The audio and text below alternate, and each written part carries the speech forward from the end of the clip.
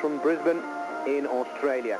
We've come to an end of our live broadcast as there is a short break, but that gives us an ideal opportunity to take a look back at the action that happened earlier on this morning. Kelly back in the Rome, and then in 64, then they had some barren years, and then since the late 70s, they really have come to the fore. Paolo Bucci, Yuri Cecchi, Boris Preti. On number 384, preparing there for Russia is Dina Kochetkova. And Leonid Arkaev, who had just given Vasilenko the rough end of the stick off of that floor routine. Kochetkova had better watch herself, because I don't think that he's the kind of man who can stomach two failures in close succession. And I think she'll know that. So Dina Kochetkova to A bars. And she looks nice. Full-twisting giant Katchev inwards. Reverse salto to handstand on the bottom bar. Clear to Shapteznikova. Nice combination. There, change of direction on flight. Little bit of knee bend on the stoop.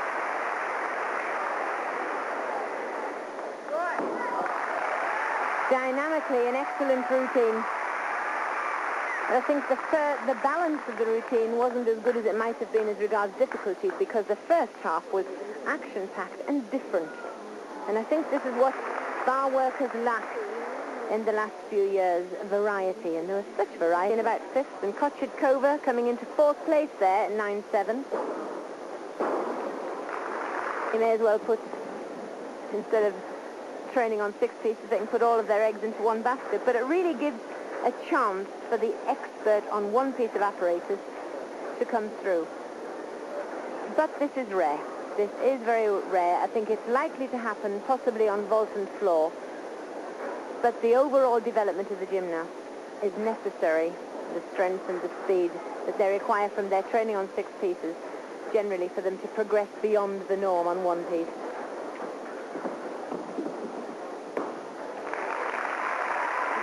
Two big steps back on that Yurchenko with a full twist.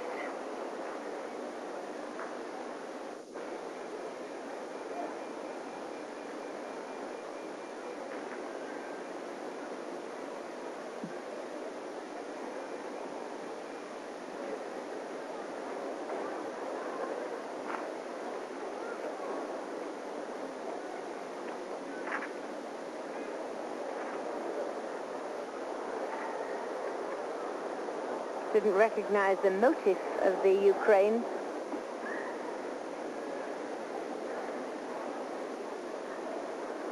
Well, a little confusion in the commentary box here, but this seems to be Elizabeth Valle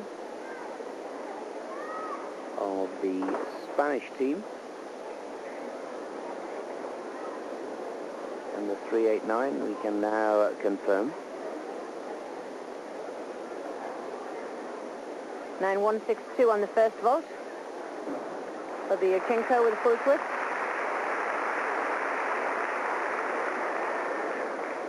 But the Spaniards really having lost some of their top gymnasts, Eva Rueda and Rodriguez in the men's, really going through a few barren years.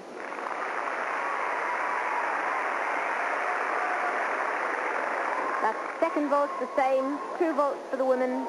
And the scores average. And now we'll look at it in slow motion. The Arab spring, backward takeoff like a backflip, then 1.5 somersaults straight from the hands, incorporating a full twist. Very important that the gymnasts get a good sprint.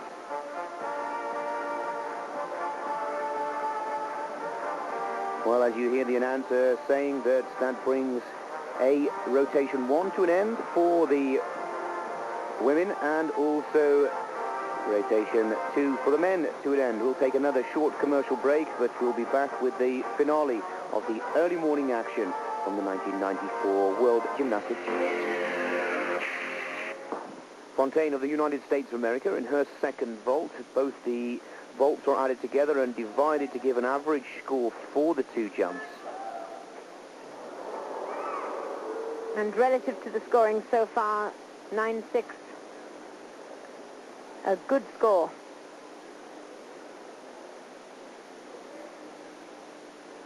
The highest we've had has been in the 9-7s.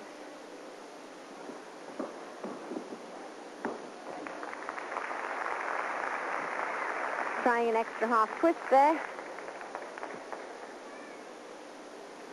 Have a look at it in slow motion and digest the moves. The Arab spring, the back flip, and there only actually a half twist. So Larissa Fontaine, not quite as effective on the second as the first, I should say. The second rotation in the first of the three subdivisions in the women's competition, but an average, well, the same, my mistake, 9.600. Goes, well, to the women's vault once again, and the Ukraine, Oksana Knizhnik, in her first vault.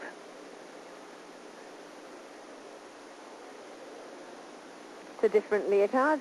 Nice to see a different neckline. Oh, yes. Very, very solid. Brilliant attack. And just seeing her run down to the apparatus tells you exactly how positive. Beautiful, positive half twist. Pity that she didn't nail the landing a little better than that even. And that was only equaled in the later subdivisions by Alan Norbert of Canada. So before we go into the last live broadcast in around about 30 minutes here on Eurosport, that was one of the best floor exercises of the competition so far for Lee.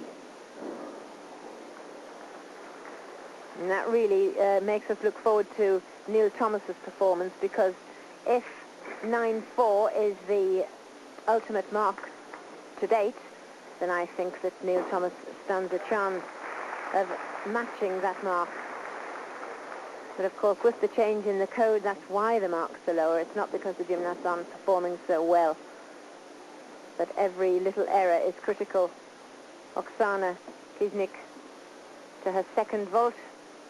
1.5. Somersault, half twist. And that was solid. She knew where the floor was. So many gymnasts come over and the floor hits them. But in her case, she knew exactly where she was. She might be light, but she's powerful. A lot of fast twitch. Landed with a good leg distance, hips distance apart. Mount. 9.643 for Oksana Knizhnik, and that's a very impressive Friday, Saturday and Sunday, with Thursday the men's all-around, and then Friday the women's all-around competition. And a huge amount of coverage from Eurosport, which is great to see for gymnastics fans and those who've always shown an interest but haven't seen a lot of it on the TV of late. We're preparing now for the asymmetric vault. Andrea and cacovean, silver medalist in Birmingham in '93 in the all-around World Championships. Superb gymnast, little bundle of dynamite. And she is one of the people who could overhaul the leaders, so we're looking for in excess of a 9.762. Or 9.812, sorry. Which is short and dynamic. There's half twist. Forward half twist into Ginga. That touch on the bottom bar would probably be enough. No, this routine isn't going to be enough to take the top score.